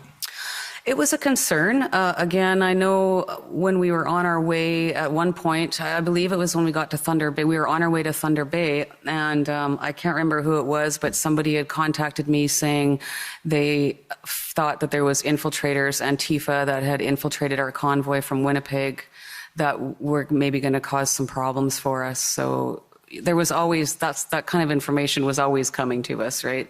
Other than potential actions by Antifa, were you concerned about other people potentially making or promoting hateful content? Not really. Everyone that I talked to and saw, and we're all there for the same reason. At any point in time, to your knowledge, did any of the organizers have to do anything to have to take any action because there was reports of either threats, harassment, violence, or hateful conduct, or anything that you would have thought was inappropriate? Well, of course, there was the conversation that Benjamin, when he called me that one morning when we were on our way, I think it was our second day, and there had been a tweet come out about Mr. King talking about bullets. And so that was obviously concerning. We stopped and we chatted with him on the side of the road about it. He indicated that it had been heavily edited by some media, I'm not sure. But it was obviously concerning. Do you recall if that bullet comment, whether there was, we've heard evidence of 2 bullet comments from Mr. King, at least 2. One was, Trudeau, you're going to catch a bullet, and one was, this will all end in bullets. Do you recall which one of those? It was the ending in bullets one. I don't remember ever hearing about the one about the Prime Minister. Ms. Leach, you can take that down now. Ms. Leach, you've watched much of these proceedings, so you've heard a lot of the evidence that we've heard about people complaining about the horns, people saying there was harassment, there was intimidation, there was unsafe settings. We've had evidence from citizens of Ottawa who said they felt unsafe in their own city. Do you have anything to say to that?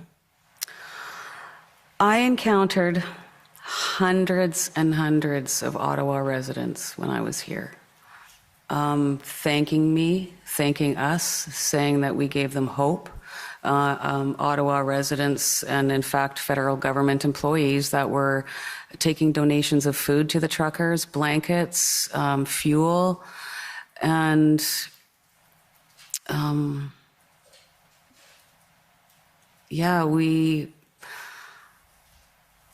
everyone had said the same thing to me, that, the word that I heard the most on the way here and when I was here was hope. Many of the protesters who have testified this week have shared a similar message, talked about the positive, loving atmosphere that they experienced in the protest. Do you deny that there were incidents of harassment or incidents of intimidation or threatening like the ones we've heard? Do you deny that that happened? I never witnessed it. I never witnessed any of that type of behavior. Again, there was always rumors, but I never personally witnessed any behavior like that whatsoever. I also heard that the Russians were involved. I also heard that we tried to burn a building down. There was a ton of misinformation out there. I had my family from Edmonton messaging me, texting me, asking if I was okay, and they were really worried about my safety. And I said, worried about my safety? Like, this is the biggest love fest I've ever participated in, right? When you hear the citizens of Ottawa, not all of them, I appreciate that, but when you hear some of the citizens of Ottawa say, I felt harassed, I felt intimidated, I felt unsafe, do you believe them? I believe that's how they felt. Again, I can't say I never witnessed any of that. Obviously, the last thing that we ever wanted to do when we came here was to make the citizens of Ottawa feel that way. And I guess, when, as we alluded to even in our letter with the mayor, right, like, we never intended for that to happen, and we didn't want to cause that kind of disruption. And we worked really hard. The road captains worked really hard to keep the emergency lanes open, and of course, the horn injunction came in and worked really hard to ensure that that was adhered to, because we definitely would never wanted anybody to feel that way. Right, and once the horn injunction came in, that was now a court order. But Yes. Prior to the court order, did you have a view on the honking? Well, I did have a view on the honking, as even Mr. Barber said. After a couple of days, it was getting to be a bit much for me. I trying to walk down the street and have a conversation with somebody was sometimes difficult. But again, I stayed in the Ark Hotel for a few days and then at the Sheraton Hotel for a few days. And at least in my room, maybe I was preoccupied, but I didn't hear a lot of horns. But then we were on, I guess, Slater and Albert. Did you see yourself as someone who had a level of influence over the convoy and the protest? I felt like I was respected, that my opinion was respected by most of them, yes. Did you ever consider, given what you said, that you started to get annoyed at the horns? I take it you probably at some point understood that the horns was causing frustration to a lot of people. Is that fair? I'd heard that, yes. Did you ever consider taking any steps to use the respect you had to reduce or eliminate the horn honking prior to the court order? On or about February 4th, I want to say, my Facebook page was disabled, which is how I accessed the Convoy page to do videos. So I couldn't have, I guess, but I never really considered it because I left that type of stuff up to the captains. And was it, again, given the respect that you felt you had, and the evidence bears that out, or that we've heard a lot of evidence on that, do you think that if you had asked the captains to take action with respect to the horns, that they would have listened to you? Well, they already were, so it wasn't necessary for me to. So had you instructed the captains to stop the horn honking? I don't know. I don't think I instructed them to. I believe we had discussions about the horns, though. And what was the result of those discussions? Well, for sure, I know Mr. Barber would go out and try and talk to the drivers, and I believe Mr. Marazzo was also out to try and get them to slow or cease, become less frequent, sorry. It's okay. I'm going to move to another topic now, and I apologize, I am moving around in time. It's okay. The Commissioner is aware that on January 30th, you attended a press conference with Mr. Barber and Mr. Dichter. This would be before the arrival of Mr. Wilson. Do you know what I'm talking about? I do, yes. Okay. And you had mentioned earlier that you were uncomfortable attending a press conference on February 2nd. Do you recall why you were comfortable attending this press conference on January 30th? Well, I wouldn't say I was comfortable. I was still quite nervous, but Mr.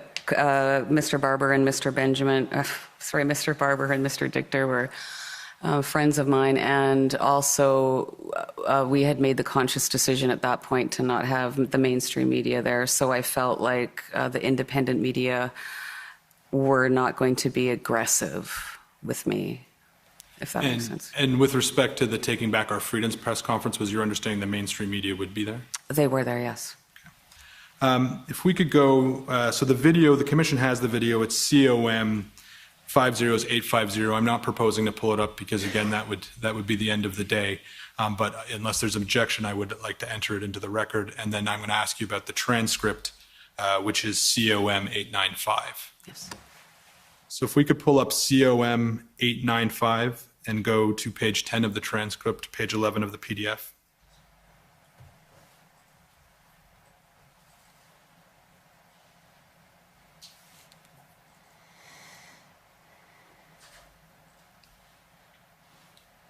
So if we can scroll down. So scroll down, stop right there. Actually scroll up just a little bit. There we go. So an unidentified reporter asks you, notes that Maxime Bernier has sort of had a rally here in downtown Ottawa today. Are you associated with him at all? Are you pleased with support he's given the convoy? What are your thoughts on that? And you respond, we're not associated. We took a vote as an organization, all the committee heads and the organizers, and we are not partisan. We had reached out to a couple of others. A couple of other ones reached out to us, and we wanted to get up and speak, and we said no. That's not what we're about. This is a grassroots movement, and no politicians are going to represent us. I mean, they're kind of the reason we're in this mess in the first place. Do you recall saying that? I do. Right. Why was it important to you that the movement was nonpartisan? Well, because I guess right within the first couple days of us starting to organize before we'd left, I did have politicians reaching out to me that wanted to get up and speak. And I just felt like we had our message, and that's the message that we needed to stick to without getting it convoluted with the messages of other politicians. And so by this point, to tell you the truth, I shouldn't say that, I'm telling the truth, but it was about 3 days into organizing the convoy that I knew that my time with the Maverick Party was done. And the reason I knew that it was done was because I was sitting at my kitchen table, and we had chats with the different road captains in the different areas going on Messenger, and I was chatting with the Quebec team, and we were told there was 1,000 truckers ready to come and support us. And I had, I guess, an epiphany moment. And there's me, you know, chatting here, and I got Google Translate on the other one, and I'm talking to the Quebecers, me and Albertan. And I just had this moment where I just thought, this division has all been a lie. They're the same as us. And I knew that I didn't want to see Canada divided at that point. And I resigned from my position with the Maverick Party up 2 or 3 days after I arrived in Ottawa. So, as I understand what you just said there, that seeing the pan-Canadian nature of the convoy led you to no longer be interested in an Alberta secession? That's correct. Do you still hold that I feeling? do. As a matter of fact, I'm going to learn French. We've already referenced that Mr. Eros had an interview with the commission and provided us some information. One of the things Mr. Eros said was that he suggested, I should say, in his interview that once Mr. Wilson and the other lawyers arrived in around February 3rd, I guess, as he describes it, the Western sovereigntist movement tried to take control of the narrative. Do you have, at any point in time, did you get any sense that there was direction or influence from the people that you would have known through your time at the Maverick Party? Absolutely not. No. Did anyone who you had affiliations with or know from the Maverick or Wexig Party join you in Ottawa? The only person that I saw that came out from there was a gentleman that had ran as a candidate for the Maverick Party who was a friend of mine. His name was Tarek. Anyone else?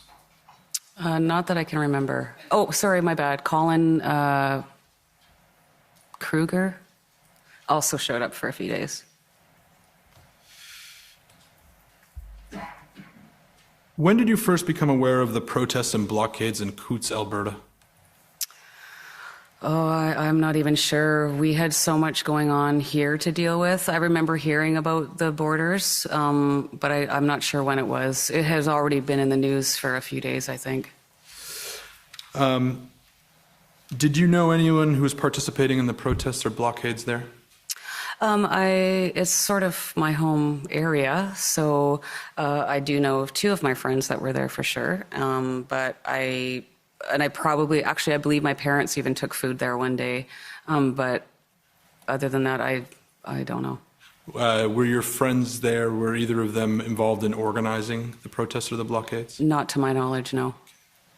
Were you communicating with your friends who were in Coutts?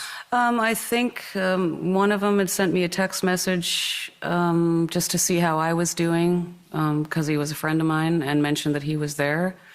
But other than that, no. Did your friends or anyone reach out to you to request support or guidance on how to organize a protest? Never. Did you have any understanding about the makeup of the protest group at Coutts? I did not. I really did not have time to follow what was happening closely. I just knew that they were happening. What did you understand their goals to be? I think they were there, I assume they were there for the border mandates. Did your friends tell you what they were doing when they were participating? No, Or, sorry, why they were participating, to be more precise? no.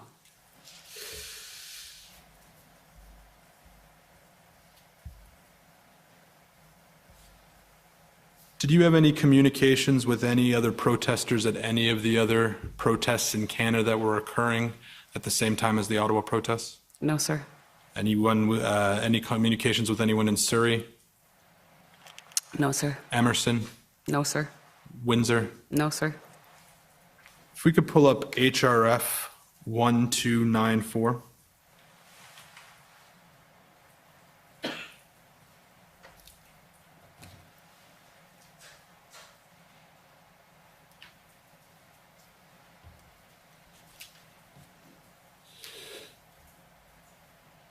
So if you scroll down, so this is an email dated Friday, February 11th, 2022.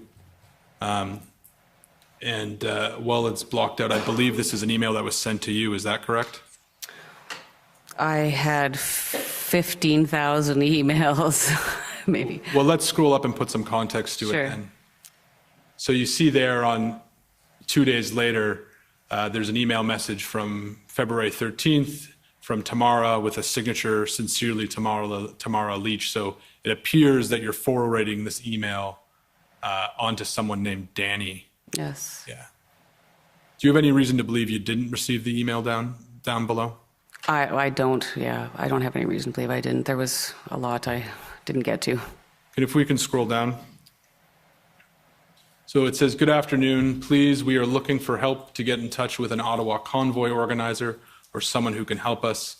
My uncle is desperately trying to organize the convoy in Windsor. Currently, there is no persons in charge. We are in immediate need of help and direction from the Ottawa Convoy organization. We are not looking for funds so much as support, direction, and to make the connection with your convoy. And scroll down. I will continue reading. And then it's signed by a Kathleen Tom, in brackets, Hogan. Do you recognize the name Kathleen Tom or Kathleen Hogan? I do not. Do you recall if you had any other communications from Miss Tom? I don't. Do you recall, does this refresh your memory at all about whether or not you received any other similar messages from anyone in Windsor or any of the other protest locations? No, like I said, I had a lot of emails that I never got to, but I don't recall seeing any of them. Now I'm going to ask you some questions about the agreement that was reached with the Mayor of Ottawa with respect to the moving of the trucks. And again, the Commission has heard a lot of evidence about that, but I have a few questions for you. When did you first come to know that it was possible that there might be the opportunity to have a discussion with the Mayor? Well, we had a meeting with Mr. French, I believe it was February the 11th.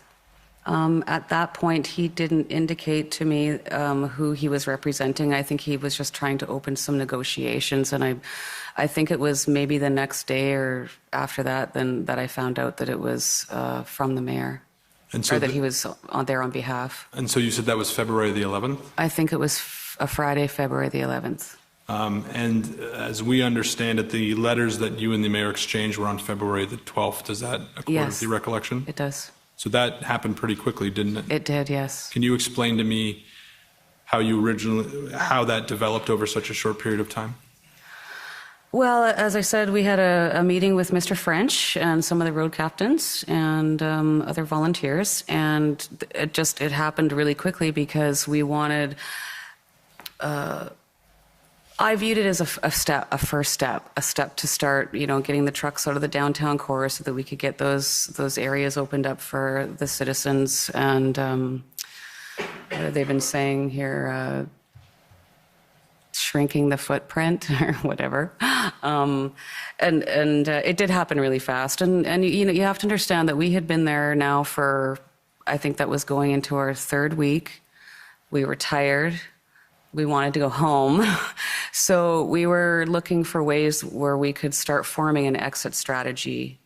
And while our concern was obviously never with the city of Ottawa, we felt it was a step one, and number two, finally someone is willing to sit down and just listen to us and have a dialogue with us. So you were open to the notion of shrinking the protest footprint with an eventual view to an exit. Is Yes. that fair? Yeah. Did you have a timeline in your mind about how much longer you were willing to stay? Not really. Everything was very fluid and day by day. I guess my hope was that if we could open communications with the mayor and he could see that we weren't, the types of people that we were being described as in the media, that perhaps that would open the door for talks with someone, with MPs or someone in the federal government who would take the time to sit down and listen to us. You heard Mr. Dichter testify earlier today, I believe. Is that correct? I heard parts of it. Parts of it. Okay. Yes. Well, Mr. Dichter, his evidence in some summary was that he did not want to shrink the footprint, and in fact, he thought shrinking the move up to Wellington was a bad idea, and it was an attempt by some people to make it easier for the police to clear the protests. Was that a view that Mr. Dichter shared with you at any point in time? I don't recall if he ever did. I don't recall having that conversation, but again, there was lots going on. Do you recall if anyone within the board of directors or anyone who you were talking to on a regular basis, whether there was any dissenting voices, anyone who thought this was not the right move? Well, we talked with the road captains before that letter went out and had agreement. We discussed the draft of the letter, I believe, and Mr. Wilson and Mr. Chipiak drafted it and emailed it to everyone so that they would have a chance to read it also, and waited for the approvals to come back in. I don't recall if any of them strongly opposed it, to tell you, I'm not sure. I don't believe so. Mr. Dichter also testified today that after the news of the agreement came out, he received thousands of, I think maybe 2,000 messages of people who had concern and seemed disappointed or upset. Was that something he expressed to you? Not that I recall. Do you recall receiving any negative feedback from anyone after the deal became public on the 13th? I think there was some people that felt a little bit confused. I mean, I remember hearing that some people didn't feel or felt a little bit confused about what was happening. I remember hearing something to the effect of Tamara's negotiating with the mayor behind our backs, which was not true. But again, it was just all rumor, So, do you recall someone specifically saying to you that Tamara's negotiating behind her backs? No, I don't recall any specific people telling. I just remember the gist of some of the things that I was hearing. Right. And other than the road captains and the board, with the fact of the negotiations, was that something that was discussed with the protesters more generally before the deal was entered into? We printed off some information after we discussed it as a group, and went out to speak to the truckers about it, to explain to them why we felt this was a really good idea. I'm not sure what the experiences were of the road captains. I know I went out to 88, I believe it was, and had a great conversation with the gentleman that was kind of overseeing out there, and he was in full agreement. I talked to some of the other truckers that were out there, and they were in full agreement also. They all thought it was a good idea. And we heard today Mr. Dichter talk about the tweets that he made, both from his personal account and from your account, after the deal was announced publicly in the media. When did you first learn that Mr. Dichter had tweeted and then retweeted from your account that there had been no agreement? Must have been that same evening. I believe I was at the Swiss Hotel when that came out. And I think it was definitely after the fact that I'd heard about it. And it must have been that same evening, I'm assuming. What was your reaction? I was shocked, but I knew that Mr. Wilson, they had seen it right away. I think he saw it come up on his Twitter right away, and I trusted them to look after it. corrected, I should say. Did you ever discuss the tweets with Mr. Dichter? I don't believe so, because so many things happened after that. Monday was the invocation of the Emergencies Act, which we found out when we were actually, ironically, on our way to meet with Mr. Brian Peckford. And I don't recall having the conversation with him about that, but I could have. It was because it was kind of a big deal. Well, and the nature of the question was kind of a big deal. Do you, I take it then, but you don't recall any specific conversations with him? I don't, sir. Mr. Champ suggested, I think at some point yesterday, that in addition to the tweets that you went on a Facebook live stream at some point and said you didn't support the deal that had been struck with the mayor. Do you have any recollection about that? Does that ring any bells? That doesn't ring any bells to me. Were you here yesterday when Mr. King testified? I was, yes. And so you would have seen that the commission showed a video that Mr. King released after the deal had been announced, in which he said there was no deal. He said it's a lie, it's a false flag, and told everyone to hold the line. Did you see the video at that time? I did not. When was the first time you saw that video? In totality, it was yesterday. I believe I heard about it. Well, I know I heard about it, but I believe that yesterday was the first time I watched it, the whole thing. I might have seen bits of it before. What was your reaction to seeing it yesterday? Well, Mr. King wasn't in our meetings, so I don't really have a reaction. I mean, he wasn't attending our meetings. I don't know if like I said, my interactions with him were quite limited, so I don't know if he'd spoken to one of the other road captains or if anybody had told him what was going on, so.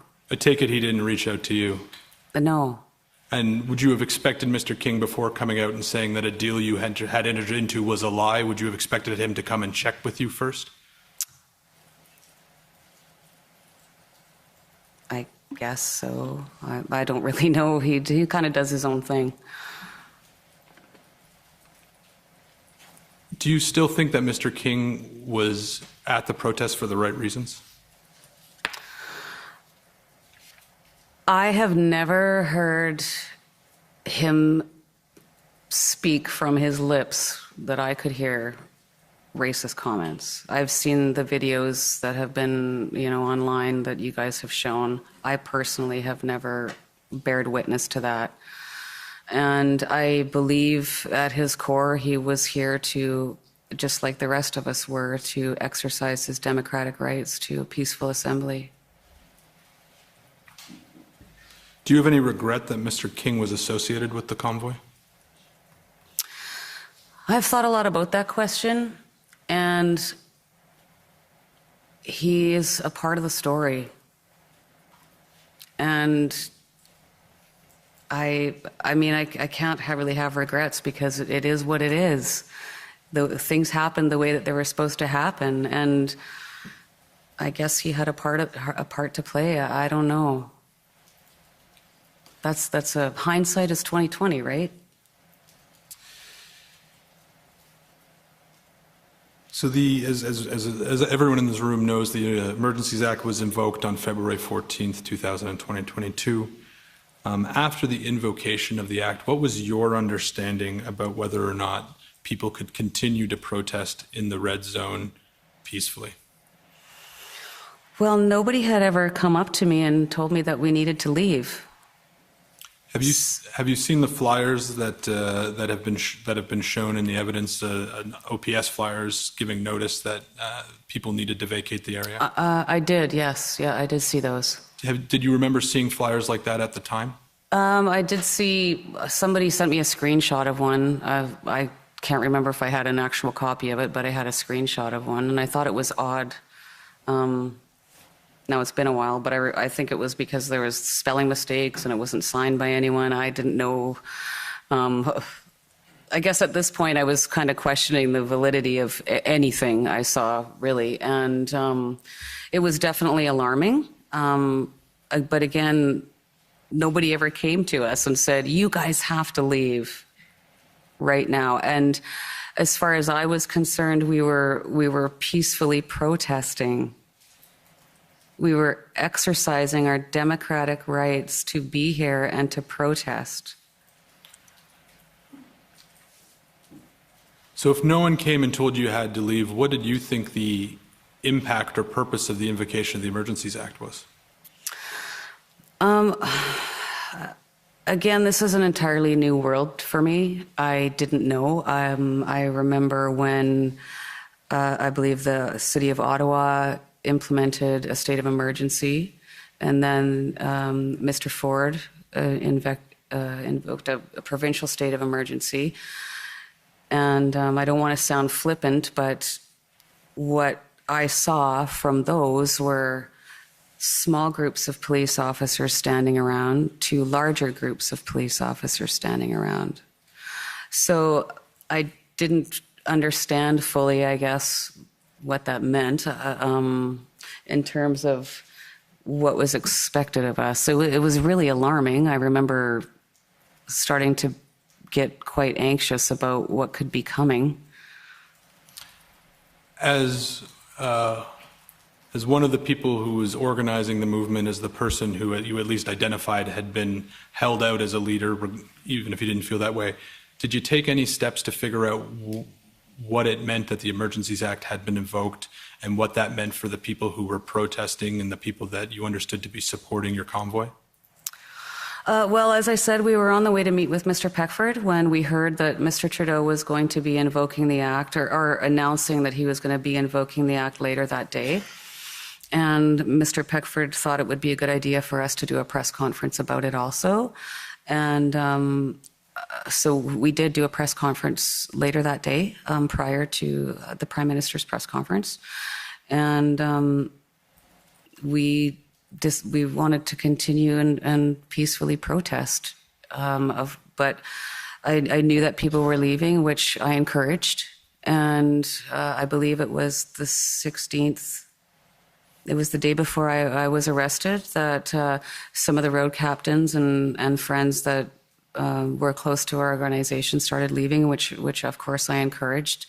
I mean, I was concerned about what could be coming.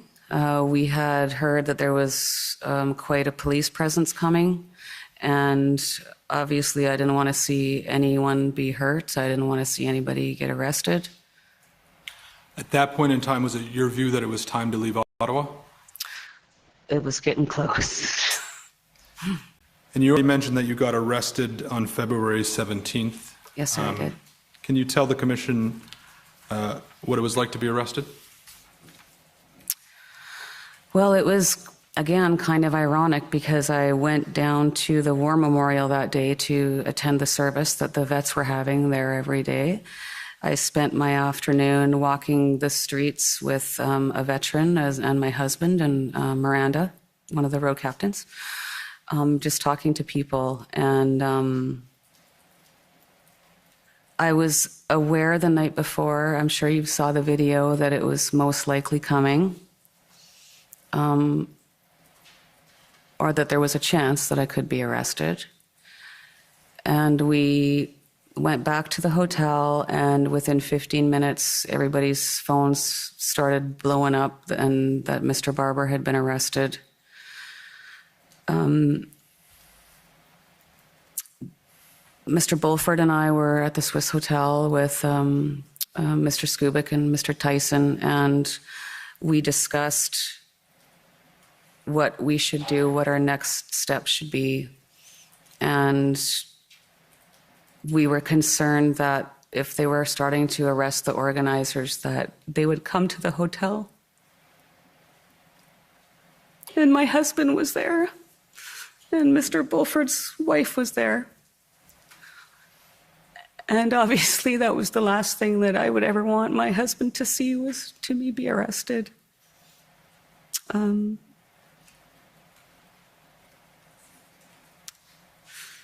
We definitely didn't want that sort of activity occurring at the hotel with a woman who had been so kind to us, actually who was about to lose her business until we showed up.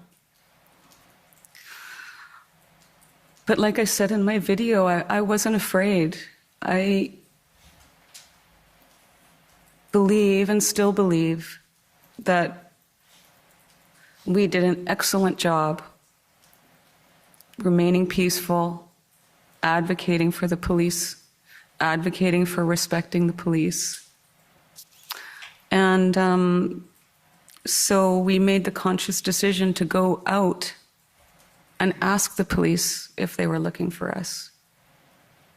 We walked up to the hill, and I believe it was Metcalf, and we stopped and talked to some officers. I'm not sure what their rank was. There was two Suburbans pointed with their headlights up at the hill, and we walked up to them, and Mr. Bulford identified who and if we heard that they were looking for organizers. We're part of the volunteers, and he indicated to us that he didn't have information on that. Danny asked him maybe a second time, or he asked him another question, and he rolled his window up, communicated with somebody, rolled his window down and said no. And I remember saying, well, if that changes, we're just going to be up at the hill here. And we went up to the hill, and I think we were there for an hour and a half to 2 hours. And we decided to go back to our room. We'd presented ourselves to the police. They indicated that they were not looking for us. We walked down to the Ark Hotel and warmed up. It was cold that night. And I believe Sean was staying there and needed to get something. So we warmed up in there for about 10 minutes and then started heading back to the Swiss Hotel. As we crossed the street, there was construction on my left side of the street in front of the buildings, I remember, so it wasn't very well lit. And as we were walking, I met another couple coming towards us, and the lady hugged me and thanked me, and Danny, and she was crying, and we were standing there talking to this couple, and all of a sudden 3 Suburbans just went, police Suburbans, I think that's what they are, went flying down the street past us. And then a 4th one came and pulled over. And so at that point, I was pretty sure that I was about to be arrested. How has the arrest affected your life?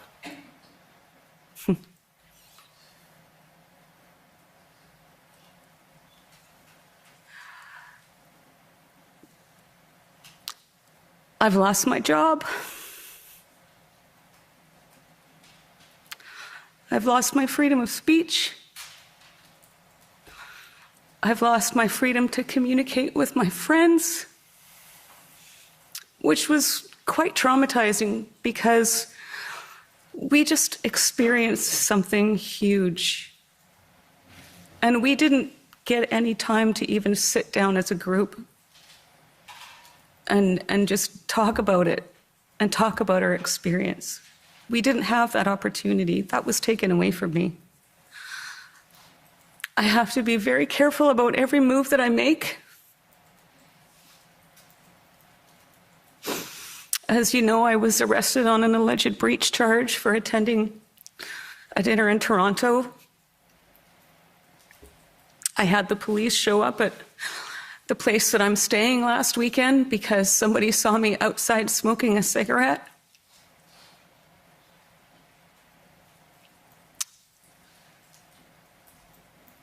I have a daughter that I don't want her to be seen with me.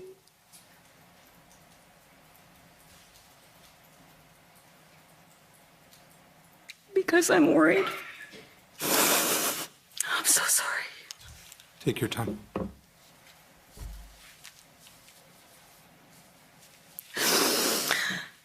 I have yet to see the particulars of the mischief that I am alleged to have committed.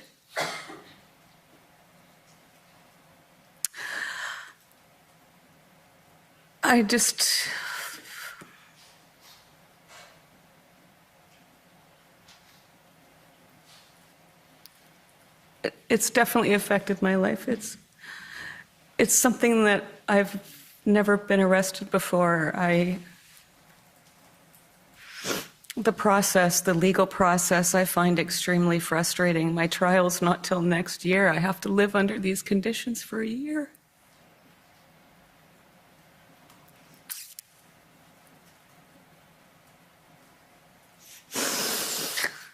But I'll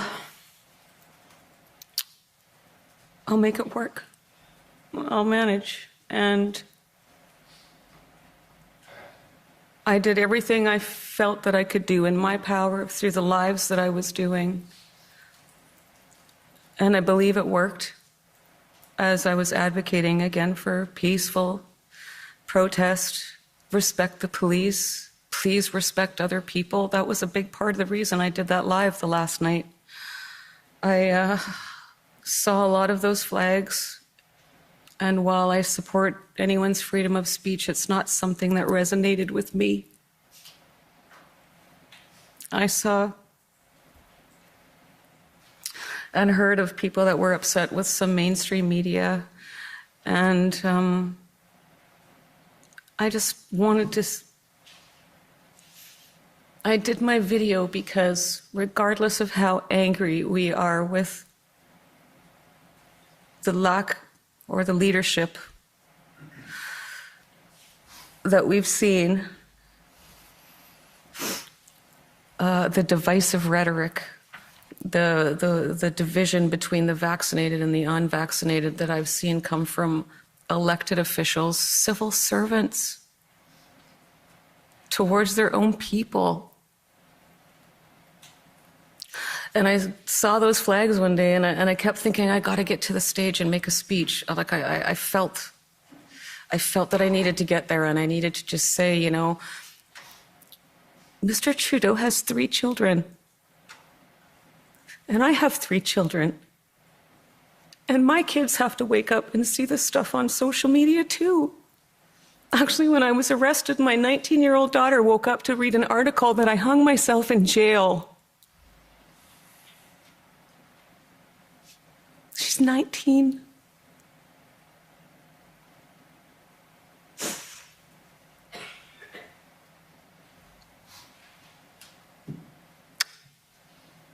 Thank you, Ms. Leach. Those are my questions. Thank you. Okay.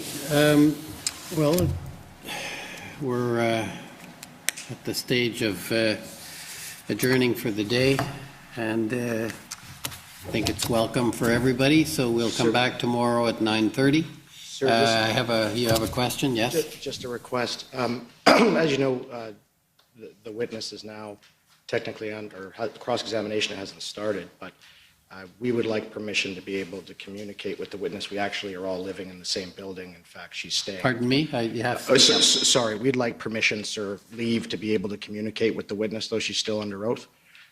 We actually all kind of live in the same apartment buildings and sharing apartments with the witness and things like that. So subject to your direction, whatever works. I understand that was given to Chief Slawley's counsel. We would like the same prerogative, sir, if that was possible. I don't think there actually was any permission given. What was pointed out is the rule does not prevent you from speaking to the witness as long as you don't speak about any of the evidence. So, and that's my understanding of the rule. So you don't need my permission unless you want to speak to her about her evidence, in which case that's a different matter. No, sir, but as we would have the evening, we would anticipate, we have already, but we would anticipate the possibility of continuing to prepare her for cross, but if that's not permitted, sir, we won't do so. I don't think that's contemplated by the rule. I'm sorry, anyone want to pipe in on this? I'm sorry. Well, Commissioner, if it's of assistance, I'm not certain exactly who helped facilitate the way in which we approach the matter with Chief Slawley, but I believe the application of the rule is that the witness's evidence given to date is not the subject of discussion, but that would, I think my friend would be able to speak about the questions that he intends to ask without going back over what the witness has given. Yeah. I believe that's how we reached agreement with our friends from the Ottawa Police Service who had raised the issue and with some of your commission counsel. Yeah, I think its lawyers have to be aware of the rule. It's basically the same rule as applies to in courts, and you can't speak about the cross-examination on the evidence. You can prepare, but that's a different matter. And the line, obviously, we rely on lawyers to respect that, obviously. I'm sure it's the same in Alberta. Kind of. Yes, sir, it is. We're all one country. Okay, so till 9:30 tomorrow morning. The commission is adjourned. La commission est adjournée.